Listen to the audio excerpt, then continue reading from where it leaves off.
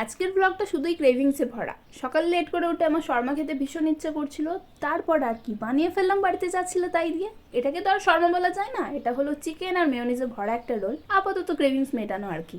তারপর বেলা 12টার দিকে আমার ডাব খেতে ইচ্ছে করছিল। আম্মুকে অনেক করে বলেছিলাম কয়েকদিন ধরেই, আজ আম্মু বললো বেশ তাই খেয়েও পাড়িয়ে দেবো। আসলে বাড়িতে তো ভাইয়া থাকেন না, তাই পেরে কেটে খাওয়ানোর যে ব্যাপারটা বেশ টাফ। আম্মুর শরীরও ভালো থাকে না, তারপরও আজ আম্মু আমায় ডাব কেটে দিয়েছেন, আর সাথে সাথে বলে চলেছেন তুই যে বলিস আপনি ভাইয়াকে বেশি ভালোবাসেন, দেখ ওষুধ খেয়ে তোর জন্য ডাব কেটে দিচ্ছি। আমাদের নারকেল গাছটা না বাড়ি থেকে কিছুটা দূরে, তাই বেশিরভাগ ডাব বা নারকেল পাওয়াই যায় না। ওর মধ্যেই কিছু কিছু থাকলে ভাইয়া পেরে আনে। ডাবের শ্বাস তো পাওয়াই যায়নি, আবার এটা পুরোপুরি নারকেলও না। তাও এই গরমে বেশ কিছুটা ডাবের পানি খেয়ে শান্তি পেয়েছি। বিকেলে আবার আমি ঝালঝাল করে পেয়ারা মাখা করেছিলাম সবাই মিলে খাবো বলে, এটা জাস্ট সেই ছিল।